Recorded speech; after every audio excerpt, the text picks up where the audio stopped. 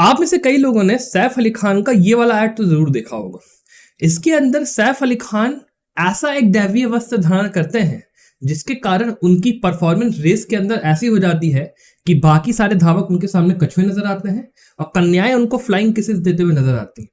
अगर आप सोच रहे होंगे सर इस ऐड का हमारे प्रिपरेशन से और इस वीडियो से क्या लेना देना है, तो मैं बस इतना कहूंगा कि देखिए, अगर आप वो स्ट्रेटजी फॉलो करते हो जो कि मैं इस वीडियो के अंदर बताने वाला हूं फॉर द नेक्स्ट 75 डेज, तो आपकी भी जो कंडीशन होगी आपके प्रिपरेशन की लास्ट के एक महीने में सैफ अली खान की तरह होगी और जो बाकी कैंडिडेट्स होंगे वो आपके सामने उन धावकों की तरह नजर आएंगे जो कि कछुए की तरह उस रेस के कोर्स के ऊपर दौड़ रहे हैं। साथ ही मैं आपसे एक चीज और चाहता हूं कि आप कमेंट्स नीचे जरूर लिखें कि सर जो स्ट्रेटजी आप इस वीडियो में बता रहे हो उसको मैं फॉलो करूंगा, I will follow it and I am with you. अगर आप इसको पूरा फॉलो नहीं कर पा रहे हो तो अपने हिसाब से इस प्रिपरेशन स्ट्रेटजी को इवॉल्व कर लेना। अगर मान लो आपको पीएसयू के लिए तैयारी करनी है तो थोड़ा एक्सट्रीम वर्जन फॉलो करना, अगर आपको केवल एलएलएम के लिए तैयारी करनी है तो थोड़ा सा हल्का लेना, और अगर जैग एंट्री के लिए कर रहे हो तो थोड़ा हद तक अगर 60-70% भी स्टिक कर पाते हो ना तो आपका एग्जाम बहुत अच्छे से जाएगा। अब बिना देर की चलिए वीडियो को शुरू करते हैं, और जरूर इस वीडियो को देखने के बाद लाइक और सब्सक्राइब चैनल को जरूर करिएगा, बिकॉज यार हमें आपके प्यार की बहुत ज्यादा जरूरत है इस चैनल को ग्रो करने के लिए। तो फिर बिना देर की वीडियो को शुरू करते हैं। सबसे पहले बात कर लेते हैं ब्रीफ में पेपर पैटर्न के बारे में। 120 मार्क्स का पेपर है, सही करोगे 1 मार्क्स मिलेगा, गलत करोगे 0.25 मार्क्स डिडक्ट हो जाएंगे। 20 पैराग्राफ है, उसके साथ हर पैराग्राफ में 6 क्वेश्चन आएंगे, तो आप समझ सकते हो 120 मार्क्स का डिवीजन कैसे हुआ। फिर अगर हम लोग बात करें कि लास्ट 3 साल में पेपर का पैटर्न रहा क्या है, तो सिंपल है, कॉन्स्टिट्यूशन, फैमिली, ज्यूरिस्प्रूडेंस, इंटरनेशनल और कॉन्ट्रैक्ट्स, ये वो 5 सब्जेक्ट हैं जो हर बार आते हैं। तो इसके अंदर आपको पूरी पढ़ाई करनी है। इन 5 सब्जेक्ट्स के अंदर से 60% ऑफ द क्वेश्चंस आएंगे, मतलब 12 पैराग्राफ। फिर जो सेकंड सबसे इंपॉर्टेंट सब्जेक्ट्स है सेकंड नंबर वाले, वो है क्रिमिनल लॉ और इन्वायरमेंट। क्रिमिनल लॉ के अंदर सीआरपीसी, आईपीसी और एविडेंस तीनों आएगा, और इन्वायरमेंट लॉ का हर बार एक पैराग्राफ आता ही आता है, तो सेकेंडली ये आपके लिए इंपॉर्टेंट हो गया। लास्ट में आपके लिए होता है कंपनी टैक्स, लेबर लॉ और बाकी के सब्जेक्ट्स जो कि क्रिमिनल लॉ और कॉन्स्टिट्यूशनल लॉ के अंदर एक तरीके से मिसलेनियस का पार्ट फॉर्म करते हैं। तो हम लोग ये बात करेंगे कि ये जो आपके 3 पार्ट्स हैं इनको आपको प्रिपेयर करना कैसे है, क्या वो बेस्ट स्ट्रेटजी है जो कि आप अपने 75 जो आपके लास्ट डेज बचे हैं उसमें आप यूटिलाइज करो। सबसे पहले आपको ये समझना है कि जो पिरामिड है क्लैट पीजी एग्जाम का, उसके लिए प्रिपरेशन किस तरीके की चाहिए और उसकी प्रिपरेशन की जो लेयरिंग होती है वो कैसे वर्क करती है। देखिए, क्लैट पीजी एग्जाम के अंदर सबसे इंपॉर्टेंट आपका जो बेस होता है वो आपका होता है फाउंडेशनल स्टडीज, बिकॉज आपके जो भी स्टेट्यूट्स पूछे जाते हैं वो रिलेटेड होते हैं केस लॉ से, और जब तक आपके वो स्टेट्यूट्स नहीं क्लियर होंगे तो आप अगर केस लॉ पढ़ भी लोगे तो भी आप क्वेश्चंस को आंसर नहीं कर पाओगे। तो सबसे पहले आपको अपनी फाउंडेशनल स्टडीज को पक्का करना है, जो आपकी किताबी नॉलेज है जो आपने 5 साल 3 साल में पढ़ा है। दूसरी चीज, आपके केस लॉज आप समझ लीजिए कि आपको पूरे नहीं पढ़ने हैं, आपको उसमें केवल वो सर्टेन क्वेश्चंस पढ़ने हैं जो कि एग्जाम में पूछे जाते हैं, जिसके बारे में अभी आगे बात करने वाला हूं। लास्ट में आपका आता है एमसीक्यू और कॉम्प्रिहेंशन की प्रैक्टिस, बिकॉज इस क्लैट पीजी के एग्जाम में प्रैक्टिस बहुत मैटर करती है। अगर आप ज्यादा प्रैक्टिस करोगे तो आपका जो दिमाग होगा वो पेपर के पैटर्न को स्टडी कर पाएगा और जान पाएगा कि कौन सा क्वेश्चन ऐसा है जो कि मुझे उल्लू बनाने के लिए रखा गया है और कौन सा ऐसा क्वेश्चन है जो कि जेन्युइनली पैराग्राफ की रीडिंग मांगता है। फिर अगर हम लोग बात करते हैं कि हम लोग को अपनी प्रिपरेशन स्ट्रेटजी को बांटना कैसे है, तो हम लोग इसको डिवाइड करेंगे 2 हिस्सों में। 30 डेज की इनिशियल, जिसमें कि आप अपने कोर सब्जेक्ट्स कंप्लीट करोगे, और उसके बाद हम लोग 45 डे की जो आगे की पूरी सीरीज है उसकी बात करेंगे। सबसे पहले अगर इनिशियल 30 डेज की बात करें तो आप यहां देख रहे होगे कि मैंने यहाँ पे 2 एरो ड्रॉ किए हैं। मतलब मेरा सिंपल सा ये है, आपको इन दोनों चीजों को पैरेलल में करना है। सबसे पहले एक बात समझ लीजिए कि जो भी ये सब्जेक्ट्स हैं इसके लिए मैंने एक पूरा स्टडी प्लान आपके लिए ड्राफ्ट करा है। उस स्टडी प्लान के अंदर मैंने सारे जो टॉपिक्स इंपॉर्टेंट हैं हर सब्जेक्ट के अंदर, वो सारे के सारे हमने मेंशन कर दिए हैं। ये सारे वो टॉपिक्स हैं जो कि केस लॉज के अंदर आए हैं 2019 से लेकर 2022 में, और केवल यही जो टॉपिक्स हैं ये आपके एग्जाम के लिए इंपॉर्टेंट है, बिकॉज इन्हीं टॉपिक्स में से आपके क्वेश्चंस आने वाले हैं। तो आप जाइएगा, जो डिस्क्रिप्शन है उसमें से इस पूरे सिलेबस को डाउनलोड कर लीजिएगा, और फिर इस पूरे जो मॉड्यूल है जो हम लोग बता रहे हैं यहाँ पे स्टडी प्लान, उसके हिसाब से इसको फॉलो करिएगा, ठीक है। और इसके अलावा अगर आपको एक बेटर चाहिए और आपको डिटेल्ड स्टडी प्लान चाहिए तो आप हमारे कोर्सेज में एनरोल कर सकते हैं, क्योंकि वहां पे हम लोग ये भी आपको पूरा बताएंगे कि आपको कहां से पढ़ना है, कैसे पढ़ना है, और जो स्टडी मटेरियल होगा वो भी हम आपको प्रोवाइड करेंगे। फिर अगर हम लोग बात करते हैं सबसे पहले शुरू हमें कैसे करना है, देखिए पहले 7 दिन आपको देने हैं कॉन्स्टिट्यूशनल लॉ को, बिकॉज ये सबसे इंपॉर्टेंट सब्जेक्ट है। इसमें 4 से लेकर 5 पैराग्राफ आते ही आते हैं, तो इसको अच्छे से करना बहुत ज्यादा इंपॉर्टेंट है। फिर अगले 3 दिन फैमिली लॉ को जाएगा, फिर आपके 4 दिन जाएंगे इंटरनेशनल लॉ के लिए, और उसके आगे के 3 दिन जाएंगे कॉन्ट्रैक्ट्स में। इसके बाद 2 दिन इंडियन पिनल कोड को, 3 दिन सीआरपीसी को, 1 दिन एविडेंस लॉ को, और लास्ट में आपके 2 दिन एनवायरमेंट लॉ। तो इससे आपके जो कोर सबसे इंपॉर्टेंट पहले लेवल के और दूसरे लेवल के जो सब्जेक्ट्स हैं वो कंप्लीट हो जाएंगे। पर आप कहोगे सर ये जूरिस्प्रूडेंस 1 से लेकर 30 में आपने क्यों लिखा हुआ है? तो देखिए, जूरिस्प्रूडेंस एक ऐसा सब्जेक्ट है जिसमें कि आप जितना भी पढ़ लो पर पेपर के अंदर क्या आएगा आप प्रेडिक्ट कर ही नहीं सकते हो। तो उससे अच्छा यह है कि आपको जूरिस्प्रूडेंस को हर दिन 2 घंटे अपने दिन के देने हैं। आपको करना कुछ नहीं है, आपको जूरिस्प्रूडेंस को एज अ सब्जेक्ट रटने के लिए नहीं पढ़ना है, आपको केवल उसके कंसेप्ट्स को अंडरस्टैंड करना है। पोजीशन क्या होता है, ओनरशिप क्या होता है, स्कूल्स क्या होते हैं, जो पर्टिकुलर एक ऑथर है उसने क्या बोला है वो किस स्कूल में ला करता है। अगर आप उसकी अंडरस्टैंडिंग अपने दिमाग में भिड़ाते हो और फिर उससे जुड़े हुए एमसीक्यूज लगाते हो तो आपकी जो कंसेप्चुअल अंडरस्टैंडिंग है पूरे पेपर के लिए वो काफी तगड़ी हो जाएगी। और फिर चाहे क्लैट आपके सामने कुछ भी फेंके, चाहे गुगली फेंके, बाउंसर फेंके, फुल टॉस फेंके, आप हर टाइप की बॉल के लिए छक्का मारने के लिए रेडी रहोगे। तो मेरी एडवाइस ये है कि 1 से लेकर 30 डेज तक जूरिस्प्रूडेंस को हर दिन 2 घंटे दो, उसके अंदर जितने भी इंपॉर्टेंट कंसेप्ट है उसको एक एक करके पढ़ो और उसके एमसीक्यूज लगाते जाओ। मैं सच बता रहा हूं, इससे अच्छा आप जूरिस्प्रूडेंस के लिए और कुछ नहीं कर सकते, बिकॉज जो टाइम है वो अब आपके पास थोड़ा कम रह गया है। फिर इसके आगे बात करते हैं कि आपको डे टू डे में क्या रूटीन फॉलो करना है।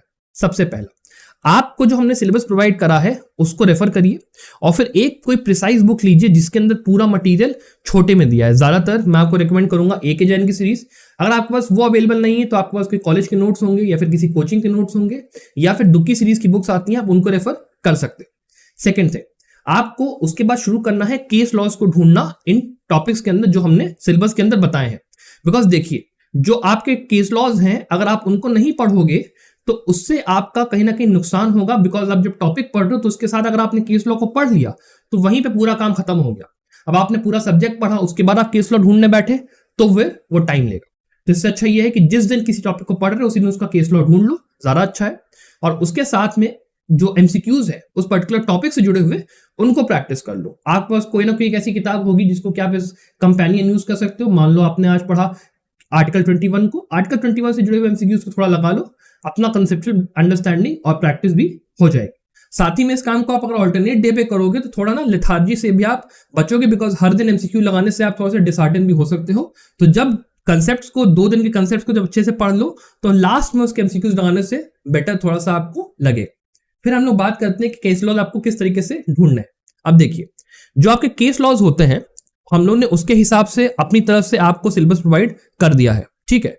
आपका अब ये काम है कि आप उस चीज को रिवर्स इंजीनियर करो और नैरो डाउन करना शुरू करो कि कहां से आपको केस लॉ मिलेगा।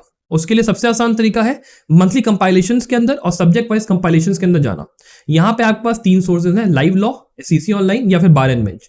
आप में से मैं ये रिकमेंड करूंगा कि आप इनमें से किन्हीं 2 का इस्तेमाल करो। सीसी ऑनलाइन तो फ्री में अवेलेबल है और अगर लाइव लॉ या बार एंड बेंच का कहीं से सब्सक्रिप्शन मिल जाए या फिर अगर आप ले पाओ उसका इस्तेमाल करते हुए क्रॉस चेक करना शुरू करो। 2 कंपाइलेशंस लीजिए जो कि सेम टॉपिक को कवर करते हैं और उसके अंदर से जो जो केसेस कवर हो रहे हैं उनको आप पकड़ लीजिए।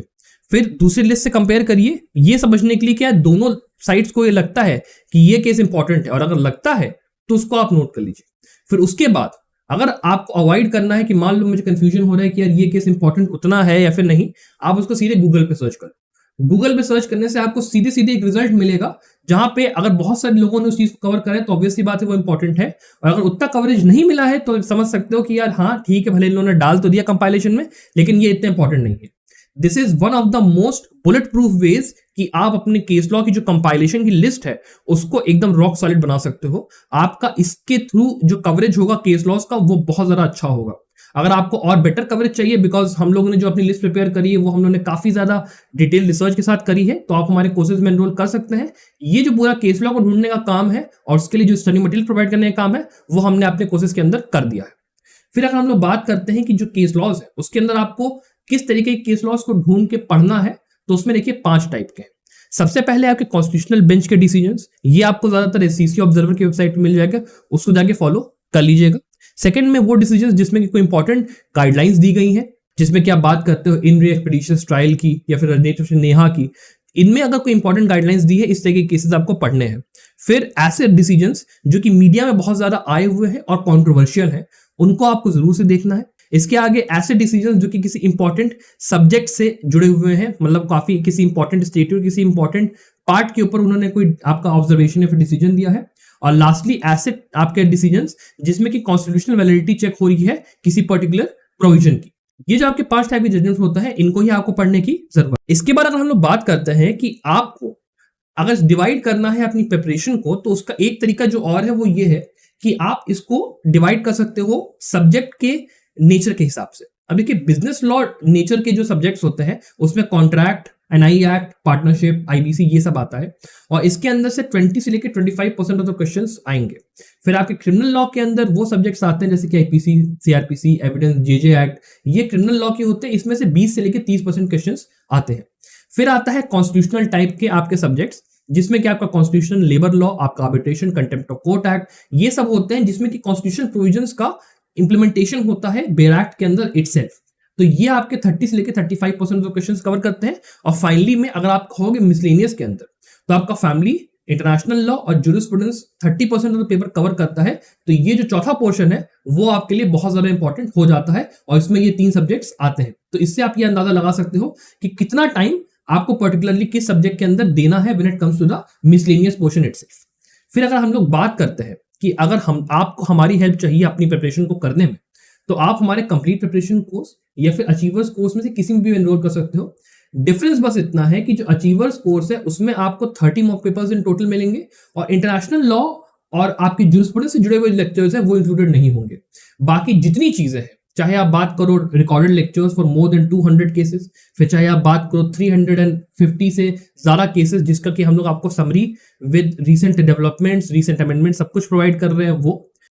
इसके अलावा हम लोग आपको एक स्टडी प्लान ही प्रोवाइड करेंगे जहां पे हम लोग आपको बताएंगे कि आपको जो टॉपिक्स प्रोवाइड करें हमने सिलेबस के अंदर, उनको आपको कहां से किस जगह से पढ़ना है, उसके लिए हम आपको स्टडी मटेरियल भी जो हमारे पास अवेलेबल है वो हम आपको प्रोवाइड करेंगे। तो अगर आपको एक गाइडेड अप्रोच चाहिए और आपको बहुत ही कम इन्वेस्टमेंट में, बहुत ही कम अमाउंट ऑफ मनी में इस चीज को अपनी हेल्प चाहिए, तो आप हमारे कोर्स में एनरोल कर सकते हैं। अगर आप नहीं भी चाहते हैं तो फिर हमने आपके लिए जितना हम लोग कोशिश हो सकता है कि हम आपको बताएं कि आपको प्रिपरेशन अपनी कैसे करनी है, हम आपकी हेल्प करेंगे। फिर अगर हम लोग बात करते हैं नेक्स्ट 45 दिन की, मतलब पार्ट 2 ऑफ आवर स्ट्रेटजी के अंदर, तो देखिए अब आपको अपने मिसलेनियस लॉस को खत्म करना है, तो आप ऐसे शुरू करिए। डे 31 से लेकर 33 के अंदर लेबर और इंडस्ट्रियल लॉ को खत्म करिए। फिर क्रिमिनल लॉ, मिसलेनियस के अंदर जितने सब्जेक्ट्स आपके आते हैं, जेजे, यूएपीए, एनडीपीएस और पीएमएलए, इनको कम से कम 4 दिन लगा के अच्छे से पढ़िए, बिकॉज इसमें से डेफिनेटली क्वेश्चंस आएंगे और ये आपको सीआरपीसी और आईपीसी से कोरिलेट करके पढ़ने हैं, तो इसमें टाइम लगेगा। फिर 39 से लेके 43 डेज के अंदर आप बिजनेस लॉ को खत्म करिए, बिकॉज ये जो सब्जेक्ट्स होते हैं इनको पढ़ना काफी ज्यादा ट्रिकी होता है। तो अगर आप एक साथ ही tax law, NI act, partnership act, bankruptcy, company और कंज्यूमर प्रोटेक्शन एक्ट को करते हैं तो आपका काफी ज्यादा टाइम सेव होगा, बिकॉज इसका जो नेचर ऑफ स्टडी है वो काफी हद तक सिमिलर है। फिर आप लास्ट में एक दिन आर्बिट्रेशन लॉ को, आर्बिट्रेशन एक्ट को दे दीजिए, बिकॉज आर्बिट्रेशन एक्ट से आज तक कोई क्वेश्चन पूछा नहीं गया, पर इस बार अच्छा चांस है कि आर्बिट्रेशन में से आ सकता है क्वेश्चन। लास्टली आपके 2 बार कम से कम हमारा रिकमेंडेशन है कि आपको रिवीजन करना चाहिए अपने सारे सब्जेक्ट्स का। तो डे नंबर 46 से लेकर 60 तक एक राउंड ऑफ रिवीजन करिए, मतलब 15 डेज है आपके पास, जितने भी सब्जेक्ट्स आपने पढ़े उनका आप रिवीजन करिए।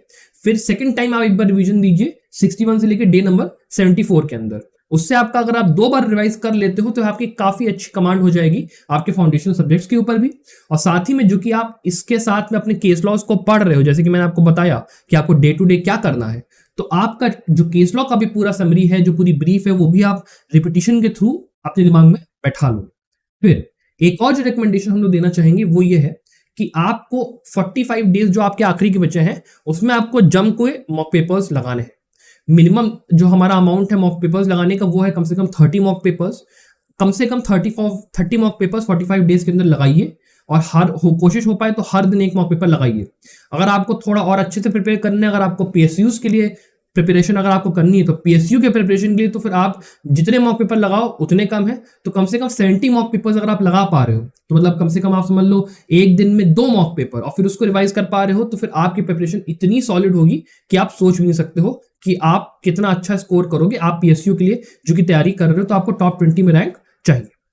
फिर अगर हम लोग बात करते हैं कि आपको केस लॉज के अंदर क्या स्टडी करना है और केस लॉ को जो स्टडी आप कर रहे हो उनको कैसे स्टडी करना है, तो थोड़ा सा मैं अगर आपको ब्रीफ में आपको बता दूं, तो देखिए जो आपका नेम होता है केस का आपको वो पता होना चाहिए, जो कोरम ऑफ जजेस होती है वो पता होना चाहिए फॉर इंपॉर्टेंट केसेस, जिसमें कि कंकरिंग और डिसेंटिंग ओपिनियन खास करके इंपॉर्टेंट होती है, वो आपको जरूर पता होना चाहिए।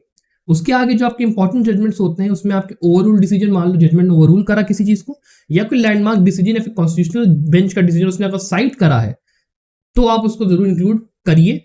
और अगर स्टेट्यूट के हिसाब से वो जजमेंट इंपॉर्टेंट है जिसमें कि कोई इंपॉर्टेंट गाइडलाइंस दिया गया है उसको आप जरूर इंक्लूड करिएगा अपने नोट्स के अंदर। फिर ऐसे लॉज जो कि केस के अंदर इन्वॉल्व हुए हैं, ये तो आपका सीधा सीधा समझ लीजिए कि जो फाउंडेशनल सब्जेक्ट्स हैं जिसकी आप पढ़ाई कर रहे हो, ये वो पोर्शन है जिसमें कि आपको अटैक करना है। तो जो पॉइंट नंबर 4 है वो सबसे ज्यादा इंपॉर्टेंट है आपके लिए किसी भी केस लॉ के अंदर पढ़ने के लिए। फिर उसके आगे जो भी प्रिंसिपल्स या फिर डॉक्ट्रीन या फिर कोई अगर आपका मैक्सिम अगर यूज किया गया है तो उसको जरूर नोट करते हुए जाइएगा और उसकी एक नोट्स बना लीजिएगा, बिकॉज उस मैक्सिम से एक क्वेश्चन आपका जरूर आ सकता है। उसके अलावा जो लास्टली आपकी सबसे इंपॉर्टेंट पार्ट है वो है उसके अंदर का ज्यूरिस्प्रूडेंशियल एस्पेक्ट। कभी कभी क्या होता है कि ज्यूरिस्प्रूडेंस के क्वेश्चंस वो लोग किसी भी सब्जेक्ट के अंदर डाल के पूछ सकते हैं कि इस पर्टिकुलर सब्जेक्ट है इसके केस के अंदर क्या ज्यूरिस्प्रूडेंशियल एस्पेक्ट कवर हुआ था।